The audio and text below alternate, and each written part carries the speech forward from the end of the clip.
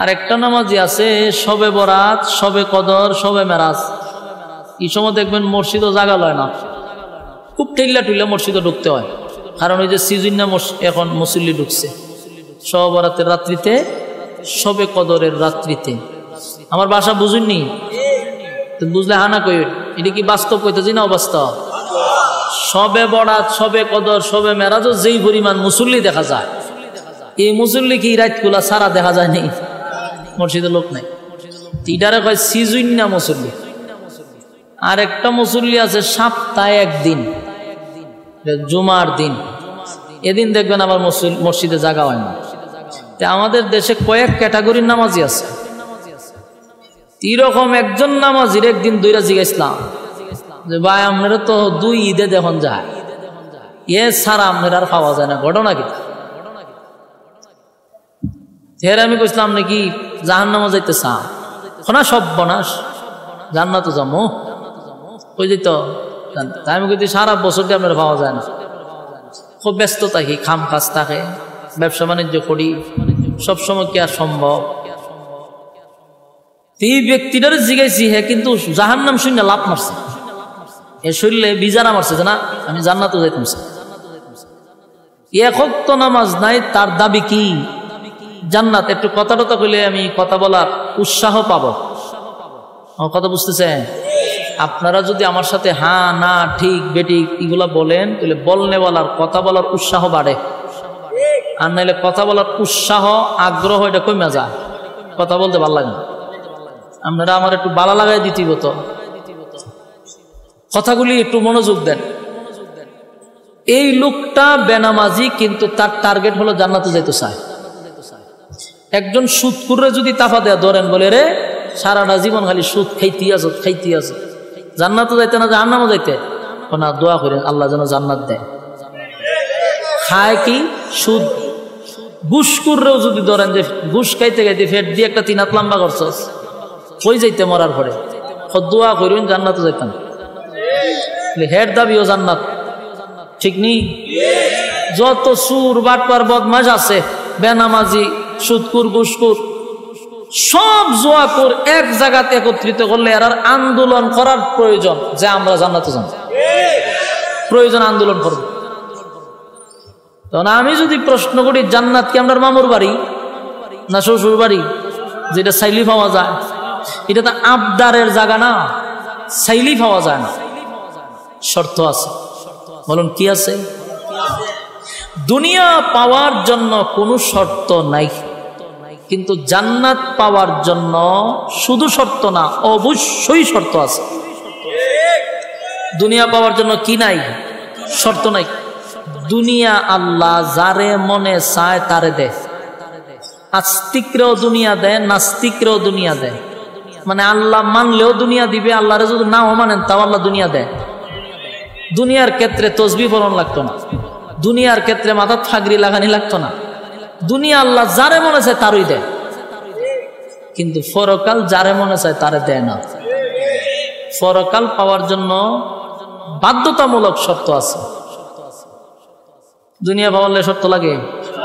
যারা আল্লাহরে গালি দেয় আর আমরা 3 ডাবল আছে, কথা কই না? আমেরিকা গাড়ি আছে, বাড়ি আছে, কিন্তু গালি দেয় খারে আল্লাহরে। কিন্তু কেন দেয়? আল্লাহ হয় দুনিয়ার কোনো মূল্য আমার কাছে নাই। মরা গুরু যখন মারা যায়, গুরু এটা কই ফালান নিয়া, ও ময়লার স্তূপে নিয়ে ফালাই দিয়া, ঠিক না? আগে মরা গুরু খাইতো শুকুনে, এমন শুকুন আসেনি? ওই যাদের বয়স 30 এরা ছোটবেলা বলতে পারবে শুকুন দেখছে। আর 15-20 বছরের ফুলা মানুষ যদি শুকুন দেখছে, দিলে বুঝবেন হ্যাঁ মিথ্যা কথা বলছে। এরা দুইটা আস্তে আস্তে দুইটা চটপনা দেওয়া দরকার, মিছা কথা কইলে কেন? কারণ আমরা 30 বছর ফাইরিছি, আমরা কইতে পারি যে ছোটবেলা দেখছি শুকুনে আয়া গুরু খাইছে। এখন আয়া না কেন? মানুষ গুরুর শুকুনের চেয়ে বড় শুকুন হয়ে রয়েছে। শুকুনে মানুষের ডর, মানুষ এখন শুকুনে মানুষটা ডরা, ভয় পায়। কারণ মানুষ মরা গরু শুদ্ধ খায়ালা, গরুর ভিতরে একটা বুরুলি থাকে, এটা শুদ্ধ মানুষ খায়ালা। শুকুনে চিন্তা করছে যে লাভ নাই। আগে আমরা যেটি খাইতাম এটি মানুষে খায়, তো মরা গরু যখন মারা যায় মালিকের কাছে এটার আর কোনো মূল্য থাকেনি, শেষ, মূল্য শেষ। তখন এটারে ফালাই দিলে এক সাইডে দা কুকুরে খাইতেছে, এক সাইডে দা শিয়ালে খাইতেছে, এক সাইডে দা শুকুনে খাইতেছে, অন্য সাইডে দা পোকামা করে খাইতেছে। মালিকের কোনো বাধা দেয়? হ্যাঁ, খাইস না ক, মালিকের এটা কোনো মূল্যই নেই। এই জন্য কে খাইলো, কোন প্রাণী খাইলো, এটা মালিকের দেখার বিষয় না। দুনিয়াটা হলো একটা মরা গরুর মতো, এটারে নাস্তিকেও খায়, আস্তিকেও খায়, আল্লাহ মানলেওয়ালারাও খায়, আল্লাহ না মানলেওয়ালারাও খায়। আল্লাহ বাধা দেয় না, তাই না? কেন? এটা মরা গরুর মতো, খাইতে থাক, খা ইচ্ছা মতো। কিন্তু পরকাল বড় দামি। পরকাল জিতা গরুর উপরে কেউ খামড় দেয়, আমরা শুদ্ধ খামড় মেরে ধরে রাখবো মালিকে, ঠিক নেই? জিতা গরুর উপরে একটা যুগ ধরলেও এটা টাইনা ছিঁড়ে, বড় দামি। জান্নাত পরকাল এটা আল্লাহ সবাইরে দিবে না। কাদেরকে দিবে? এক নাম্বার শর্ত, ইল্লাল্লাযীনা আমানু, যারা ঈমান আনবে আল্লাহর উপরে। বলুন এক নাম্বার শর্ত কি? ইল্লাল্লাযীনা আমানু, তোমরা ঈমান আনো আমি আল্লাহর উপর। কোন বেঈমানকে আল্লাহ জান্নাত দিবে না। বলুন জান্নাতে যাওয়ার জন্য এক নম্বর শর্ত কি? ঈমান। দুই নম্বর শর্ত ওয়া আমিলুস সালিহাত, নেক আমল করতে হবে। এক নম্বর ঈমান, দুই নম্বর নেক আমল। ঈমান আর আমল লইয়া যদি কবরে যান, গুনার কারণে আগুনে জ্বালাবে পোড়াবে ভিন্ন, কিন্তু একটা সময় উঠাইয়া আবার জান্নাত আল্লাহ ঢুকাবে। কেন? ওই যে জাররা পরিমাণ ঈমান আছে, এই জন্য ঢুকাই বাবার জান্নাতে। কিন্তু ঈমান যদি না থাকে অনন্তকালের জন্য জাহান্নামের আগুনে জ্বলতেই হবে, জান্নাতের গ্রাণ আর পাওয়া যাবে না। এই জন্য এক নম্বর শর্ত হইল ঈমান। এক নম্বর শর্ত কি? ঈমান আনতে। এখন আপনারা যারা এখানে বই নিছেন সবাই তো বসা, আওয়াজ যাদের কানে যাইতেছে সবাই বুঝু। এক নম্বর শর্ত যদি হয় ঈমান, তে আমরা সবাই ঈমান আনছি। এখানে যারা বসছে সবাই ঈমানদার না বেঈমান? সব ঈমানের দাবি লইয়া বসছে। আমরা তো আল্লাহ কইছে এক নম্বর শর্ত ঈমান আনো, আমরা তো সবাই ঈমান আনছি। কিন্তু প্রশ্নটা হইল, ঈমান আনার পরেও আল্লাহ ঈমানদারকেই কেন ওয়াজ করে? আল্লাহ ঘুরাইয়া ঘুরাইয়া খালি ঈমানদারই বলে। জাহান্নাম থেকে বাঁচার জন্য ঈমানদার কি বলে? আল্লাহকে ভয় করার জন্য ঈমানদার কি বলে? ঈমান আনার কথা ঈমানদার কি বলে? অথচ বেঈমানকে আল্লাহ বলে না, ঈমানদাররে বলে। কিন্তু আমরা তো ঈমান আনছি, আনার পরেও কেন বলে ঈমান আনো? বোঝা গেল আমাদের ঈমানের মধ্যে বেজাল আছে। বেজাল না থাকলে আমরা কই কেন?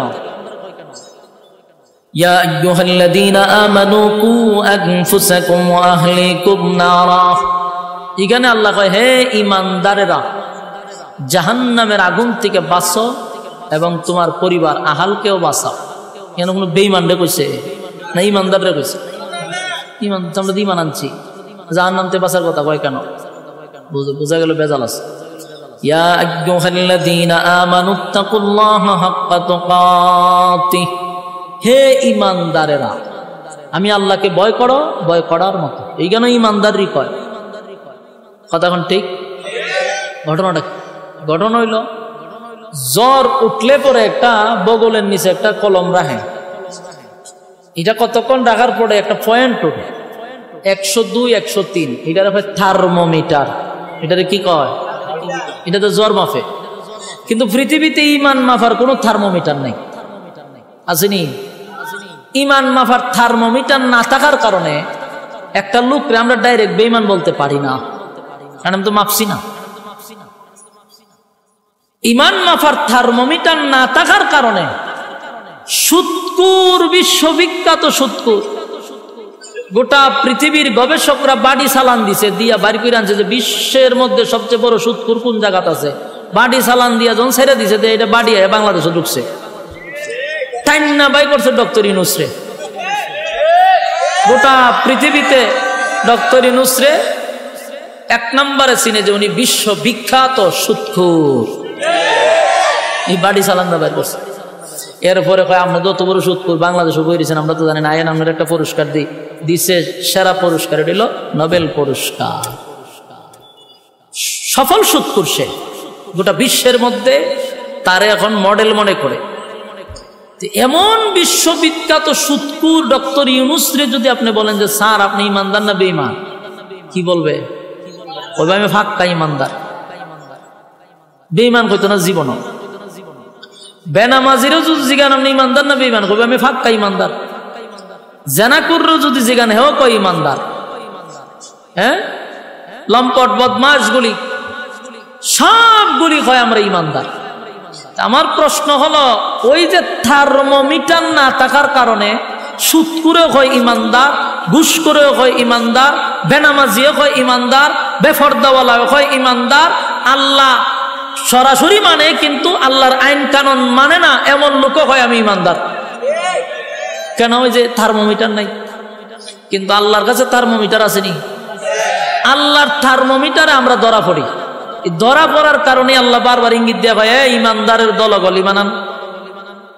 আল্লাহ তো জানে আমরা ইমানের মধ্যে গন্ডগোল, এই জন্য আল্লাহ বারবার কোরআনে বলেন ইমানদার ইমানান, কোন বেঈমান দেখায় না, কারণ এত সিল মারা বেঈমান। কিন্তু তুই তো ইমানদার না, তুই ইমানের বেশ ধরছস। আমার কথা বুঝিনি আপনারা? এটা তো একবার সিল মারা বেঈমান। আর ইমানদারের মধ্যে যে বেঈমান এ বইয়া রইছে, এ ধরছে ইমানের বেশ, কিন্তু ভিতরে ইমান নাই। এটা তো মানুষের থার্মোমিটার দিয়ে বাইর করতে না। এই জন্য আল্লাহ বারবার কোরআনে বলতেছে হে ইমানদার ইমানান, হে ইমানদার ইমানান। কারণ ইমানদারকে বলার উদ্দেশ্য হলো ভিতরে গন্ডগোল আছে, পরিপূর্ণভাবে ইমান আনতে হবে। কথা কি ক্লিয়ার বুঝতেছেন? ইমান আর আমল লইয়া যদি আপনি কবরে যাইতে পারেন, আল্লাহ বলেন যদি গুনাহ হয় এর বিনিময়ে জাহান্নামে যাইতে হবে। ফিডা একটা খাইতে দিব, জনমের মাইটটার খাওয়ার পরে থুইলা আবার জান্নাতে ঢোকাবে। ওই যে ইমানের গুণে।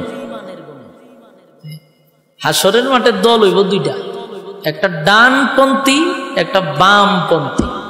দুনিয়াতে ডানপন্থী বামপন্থী আসেনি? আছে আছে। জান্নাতে হাসরের মাঠে দুই দল, একটা ডানপন্থী একটা বামপন্থী।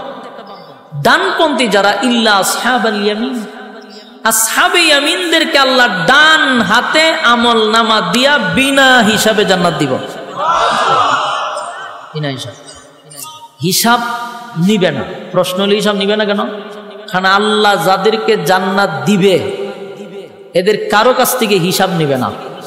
কারণ হিসাব নিতে গেলে ধরা পড়ে যাবে, হিসাব নিতে গেলে ধরা পড়ে যাবে। এই জন্য যাদেরকে আল্লাহ জান্নাত দিবে এটা বিনা হিসাবে দিবে। তো যারা ডান হাতে আমল নামা পাবে এদের তো খুশির কোনো অভাব নাই, আনন্দের সুরেরা লাফাইতে থাকবে। ডান হাতে আমল নামা পাইছে, এত খুশি, খালি লাফায় খালি লাফায়। ইল্লা আসহাবাল ইয়ামিন, যারা ডানপন্থী, ডানপন্থীদের আমল দিবে ডান হাত, খুশিতে লাফাইব। আল্লাহ জিগে লাফাস কেন? আনন্দে লাফায়। আল্লাহ বলেন জান্নাতের ভিতরে অসংখ্য অগণিত নিয়ামত রাখছে। এই ডুববার আগে দিন আসস, ভিতরে তখন গেছো তুই শোন, জান্নাতে ঢোকার আগেই তোদেরকে কিছু স্পেশাল নিয়ামত দিব, যেই নিয়ামত দুনিয়াতে কেউ চাইলে আল্লাহ দিবে না। আমার কথা কি বিরক্ত হইতেছে? যদি ভূমিকা না বুঝেন তো সামনের ওয়াজ কেমনে বুঝবেন? আমি আপনারা জায়গা পর্যন্ত নিতে গেলে আমার এই ভূমিকাটাকে বুঝতে হবে, এরপরে জায়গাত যাইতে হবে। ডাইরেক্ট জায়গাত যাবো কেমনে? ভূমিকা বুঝতে হবে, মনোযোগ দিয়ে শুনে। দুনিয়াতে এমন কিছু নিয়ামত আছে যা মানুষ চাইলে কোনো দিন আল্লাহ দিবে না, আর আমরা পাবো না। এমনকি নবী রাসূলগণ চাইলে আল্লাহ দিবে না। আমার কথা বুঝতেছেন?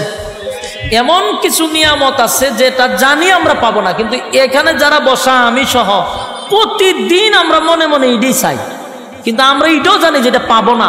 কিন্তু মিছামিছি কাল্পনিকভাবে আমরা আল্লাহর কাছে এটা চাই, কিন্তু আল্লাহ দিবে না, এটা আমরা জানি। নবী রাসূলই দিছেন, আমরা দিব করতে গেলে। কিন্তু এমন একটা মানুষ নাই যেটা প্রতিদিন মনে মনে চায় না। এমন কিছু নিয়ামত আছে, বড় আশ্চর্যের ব্যাপার না? যে জানি আমরা আল্লাহ দিবে না, তা আমরা চাই কেন? এটা অটোমেটিক চাই।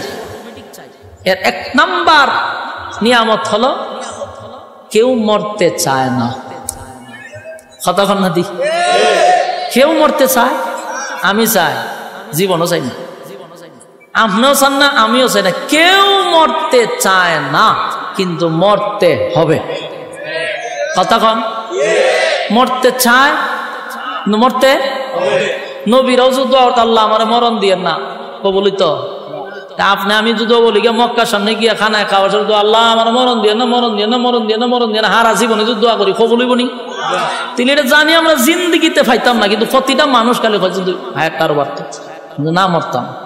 কেউ মরতে চায়, এই নিয়ামত দুনিয়াতে কেউ পাবে না আমরা জানি, এরপরে মনে মনে চাই, মরতে চাই না। আল্লাহ কয় জান্নাতে ঢুকার সাথে সাথে নিয়ামত ফ্রি, আর কোনোদিন মরবি না। সুবহানাল্লাহ। জান্নাতে কি নাই? মরণ নামক বস্তুটারে মেরে নেব, মরণ নামক বস্তুটারে আল্লাহ জবাই করব জান্নাতীদের সামনে, যে আজকের থেকে অনন্ত কালের জন্য তোরা বসবাস কর, আর মরণ নেই। সুবহানাল্লাহ। এক নাম্বার মরণ নাই। এক নাম্বার কি নাই? জান্নাতের ভিতরে, জাহান্নামের ভিতরে মরণ নাই। বুঝিনি বালাহা? জাহান্নামের ভিতরেও মরণ নাই। জান্নাতের ভিতরে যেমন নাই, জাহান্নামের ভিতরে নাই, মরণ নাই। এক নাম্বার হলো মরণ নাই। দুনিয়াতে যদি কেউ চায়, বলুন এটা আল্লাহ দিবে? কেউ পাবে? এই নবী রাসূল যদি আল্লাহর দরবারে দরখাস্ত করত, মালিক আমাদেরকে মরণ দিয়েন না, দোয়া কি কবুল হইত?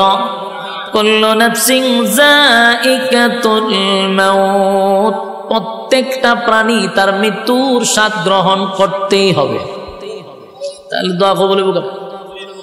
এক নাম্বার হলো মরণ নাই, মরণ নাই, মরণ নাই। দুনিয়াতে আমরা চাইবো কিন্তু পাবো না। দুনিয়া হলো আফসোসের জায়গা। দুনিয়া কিসের জায়গা? দুনিয়া আফসোসের জায়গা, দুনিয়া আফসোসের জায়গা। দুনিয়ায় মানুষ শুধু আফসোস করবে, জান্নাত আফসোসের জায়গা নয়। আল্লাহ বলেন এক নাম্বার হলো দুনিয়াতে কেউ মরতে চায় না রে, কিন্তু মরতে হবে, মরতে হবে। জান্নাতের ভিতরে ঢোকার সাথে সাথে আর কোনোদিন মরবি না। কয় নাম্বার? আত গণ্যেন যে কোনটা কোনটা আপনার সান, এটা যে ফাইতেন না, আত গণেন। এক নাম্বার মরণ নাই।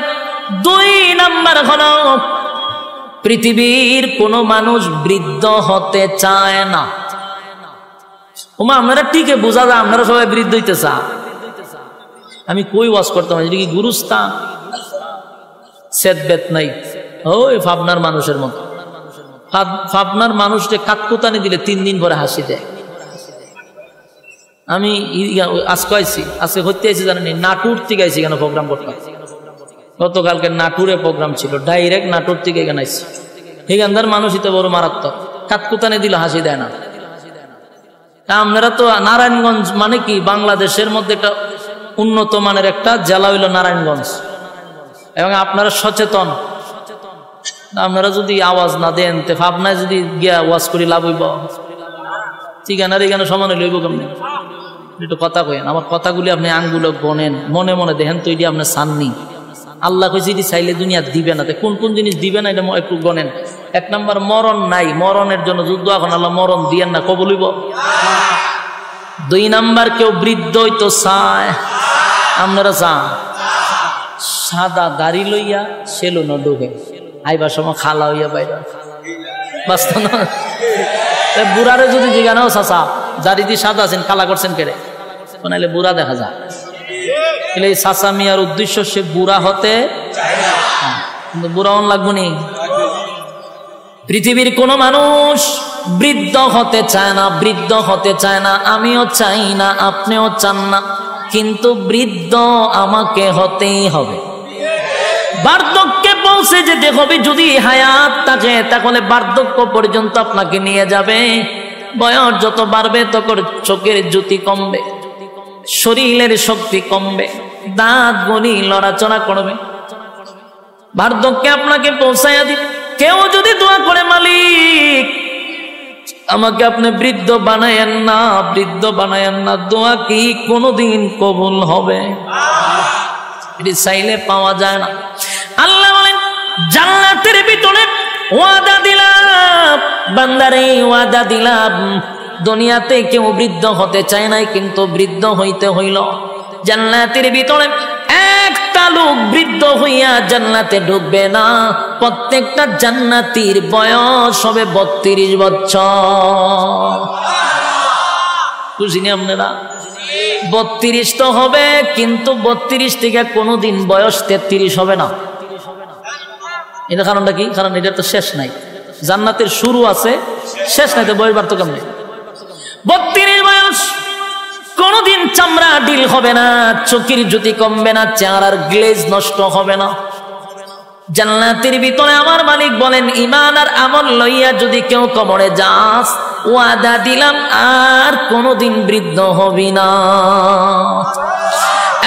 পৃথিবীর কোন মানুষ বৃদ্ধ হতে চায় না গো, কেউ বৃদ্ধ হতে চায় না, কেউ বৃদ্ধ হতে চায় না। কিন্তু এই আশা তো দুনিয়ায় পূর্ণ হবে না। দুনিয়া আফসোসের জায়গা, দুনিয়া আফসোসের জায়গা, জান্নাত আফসোসের জায়গা নয়। আল্লাহ বলেন জান্নাতের ভিতরে টাটকা যুবক বানায়া দিব রে, কমপক্ষে 32। অনেকগুলা রাওয়ায়াত আসছে 32 আসছে, 26 আসছে, এরকম ভাবে অনেকগুলা রাওয়ায়াত। সর্বনিম্ন ধরেন 32 বছর টাটকা যুবক বানায়া জান্নাতের ভিতরে রাখবে। জোরে জোরে কোন সুবহান। এই আফসোস আপনার ভিতরে আসেনি? কথা হয় না? কেউ বৃদ্ধ হতে চায় না, কিন্তু আফসোস দুনিয়ায় পড়া হবে না। দুনিয়া আফসোসের জায়গা। 3 নাম্বার হলো খাটো মানুষ যদি দোয়া করে, আল্লাহ আমারে লম্বা বানায়া দেন, এটা কবুল হইব নি? খাটো মানুষ লম্বা হয় না, দোয়া করলেও কোনোদিন লম্বা হবে না। অনেকের বডি একটু ভালো চায়, সবাই ভালো একটা ফিগার চায়, ঠিক নেই? না, আমার শরীর, আমি সুফাত বলে আমার অর্ধেক খালি থাকে। আল্লাহ জানে কেরে শুরুর থেকে অনপুরে একজন মানুষ আমি যদি দিয়ে চাপি, একজন মানুষ বসতে পারবে। অথচ আমি বয়ান করি সিজনে না হয়, আমার তো সিজন আন সিজনে সারা বছরই বয়ান করার লাগে। ঘরে ধরেন না 300, 350, 400, 500 প্রোগ্রাম করণ যায়। 500 প্রোগ্রাম যদি করি, 500টা প্রোগ্রামের প্রধান বক্তা আমার থাকতে হয়। 3টা ডেলি করলে কোনো না কোনো একটা তো আমি প্রধান বক্তা আছি। আচ্ছা পঞ্চান প্রধান বক্তার যে একটা বয়স, একটা ফিগার থাকে, আমার কোনোটা আছে? আমি কোনো ক্যাটাগরিতেই পড়ি না। আমার মাঝে মাঝে নিজেরই শরম লাগে, আমি একটা বক্তা, সাইজ মাইজ কিচ্ছু নাই, শুকনা তো শুকনা, ফাল্লাত মাপলে 60 কেজি হই না কোনো সময়। তা আমার কিন্তু মনে মনে একটা আফসোস আছে। আমার মনে মনে গীত আছে, আপনার মাঝে মাঝে সাহেব একটু মুড হইলে ভালো আছে, এটা কিন্তু আমার মনে মনে একটা আফসোস। কিন্তু মাগার বয়স বাড়তেছে, আফসোস আর পুরা হয় না, এটা দিয়ে কমে, লক্ষণ খুব খারাপ। সবাই একটা ফিগার চায়, ভালো একটা বডি চায়, কথা এখন ঠিক নেই? খাটো মানুষ কোনদিন লম্বা হয়? হ্যাংলা মানুষ, এটা কি হঠাৎ করে জিম যে করে একটা বডি আছে, ফিল্ডার, বডি ফিল্ডার হয়, এটা কি করা সম্ভব নেই? সবার বডি কি রকম হয়? কেউ দেখা যায় ফ্যাট, শরীর থেকে ফ্যাট লইয়া গেছে আরেক দিকে, কিরকম মানুষ আছে না? আফসোস আছে, কিন্তু এটা পায় না। যেমন আমার আফসোস আমি পাই না, কথা কেন না দিই। আবার আমার থেকে একটু মুড আছে, হের মনে মনে চিন্তা আছে আমি একটু চিকন হইলে ভালো আছে। আমার অনেক বন্ধু বান্ধব আছে, আমি মনে হয় তোর বডিটা আমার হইলে সুফার হক আদায় হইলে, তখন করে আমার তোর স্বাস্থ্যটা যদি আমার হইতো, আমি যে কি দোয়া করলাম, আমার যে কি অশান্তি, আমি উঠতে পারি না, বসতে পারি না, দৌড়তে যাইতে পারি না। তখন দেখলাম আমার সব বোনা সে দিয়ে আরেক আফসোস, এ কই কমতো আর আমি কই বাড়তো। মাগার আফসোস ঘুরাইয়া সব জায়গাতে আছে, কারণ দুনিয়াটাই হলো আফসোসের জায়গা। বাস্তব না বাস্তব? আল্লাহ বলেন দুনিয়ার মধ্যে যদি কেউ চায় খাটো মানুষ, আল্লাহ আমার লম্বা বানায়া দেন, কোনদিন দোয়া কবুল হবে না। খাটো মানুষ লম্বা হয় না, স্বাস্থ্যবান লম্বা স্লিম বডি চাইলেই পাওয়া যায় না। কিন্তু আল্লাহ বলেন ঈমান আর আমল লইয়া যদি কবরে আসস বান্দারে, ওয়াদা দিলাম প্রত্যেকটা জান্নাতীর বডি কমপক্ষে 60 হাত লম্বা হবে। কি বুঝে 60 হাত লম্বা? এই ব্যান্ডেলটা যতক্ষণ বড়, ততক্ষণ বড় যদি একটা মানুষ একটা খার হয়, বুকটা হতন বড়ইব। এই গান আমার ফ্যাট ম্যাট নাই, একদম ওই যে ফিট আইনা বডি যেটারে কয় ফিল্ডার, এরকম বডি অন্তত 60 হাত লম্বা। সুবহানাল্লাহ। এক মাপের, কেউ 1 ইঞ্চি বেশি ছোট এরকম না, 1 মিলের। বুঝিনি আপনারা? কয় হাত? আদম নবীর মতো বডি। আদম আলাইহিস সালাতু ওয়াস সালাম 60 হাত লম্বা, জান্নাতীদের প্রত্যেকের বডি থাকবে 60 হাত লম্বা। তাহলে দুনিয়াতে আফসোস করলেন, কোনদিন পোড়া হলো না। জান্নাতের ভিতরে আমার মালিক কিন্তু প্রত্যেকটা জান্নাতীর লম্বা প্রায় 60 হাত করে দিবে। সুবহানাল্লাহ। দেখুন তো, মনে মনে চিন্তা করে এগুলো আপনি আমি আফসোস করি কিনা? অনেক সময় চিন্তা করি আর যদি 2 ইঞ্চি লাম বইতাম, হ্যাঁ, এরকম অনেকে ভাবে না? এমন সময় আমার বডিটা যদি আর একটু ফিটফাট হইতো, বড় সড়ো হইতো, আসিনি আফসোস? দুনিয়ায় কোনোদিন পোড়া হবে না, কোনোদিন পোড়া হবে না যদি সারাদিন দোয়া করেন, আল্লাহ আমি 5 ফুট আমার 7 ফুট বানায়া দেন। এই দোয়া কি কোনোদিন কবুল হইব? আপনারা মাদ্রাসার মুহতামিমরা লইয়া যদি খানায় কাবার সামনে যান, বলে হুজুর আপনারা বাড়া করেন যে খালি দোয়া করবার লাগে, হুজুরে যদি খান দেয় আপনিও খান দেন, দোয়া কবুল হয়ে যাবো গা? কোনোদিন দোয়া কবুল হবে না।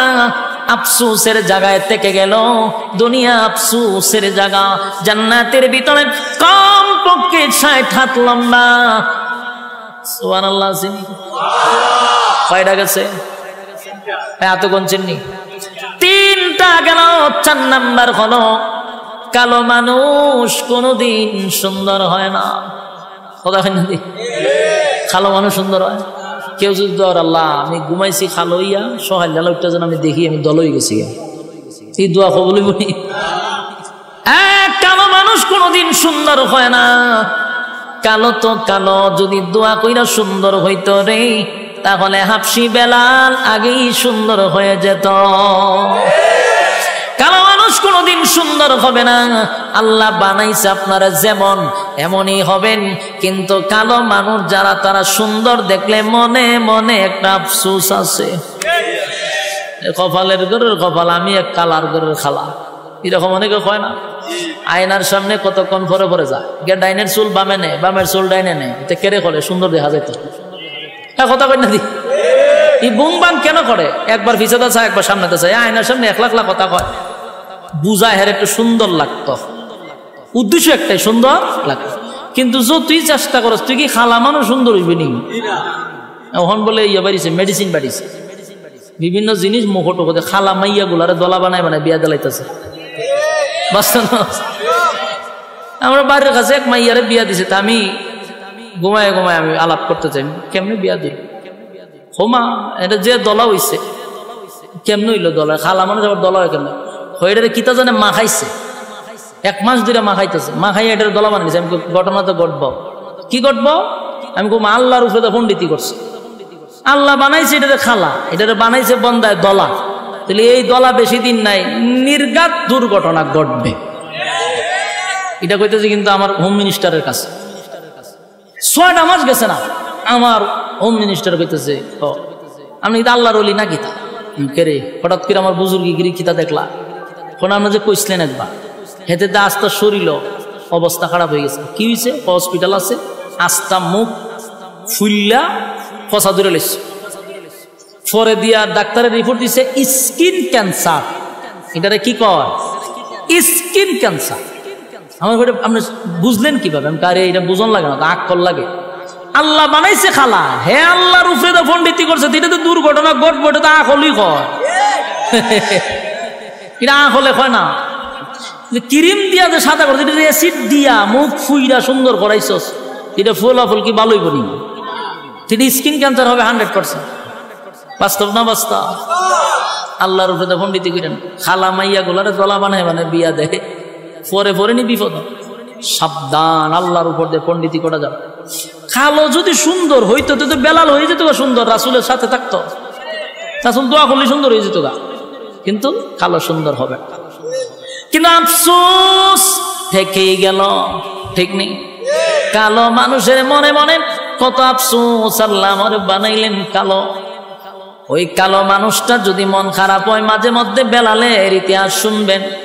বেলাল কিন্তু সাধারণ কোনো কালো ছিল না, হাফসি ছিল। খালা কি অস্তের খালা, হাসি দিলে শুধু দাঁত দেখা যাইত। বেলাল শুধু কালো ছিল না, চেহারার গঠনও সুন্দর ছিল না, ঠোঁটগুলা মোটা মোটা ছিল, তার মানে খুব কুৎসিত ছিল। কিন্তু সেই বেলালের কত দাম জাননি? নবী মেরাজে গিয়া কয়, বেলাল নেই আমি তোর পায়ের আওয়াজ জান্নাতে পাইছি। বেলালের এত দাম, এত দাম, এত দাম। যুবক ভাই, হাবশি বেলালের এত দাম, কিন্তু কালো ছিল, কালো ছিল। কালো বেলাল যদি আজান না দিত রে, সেদিন আর শোবে সাদিক হতো না।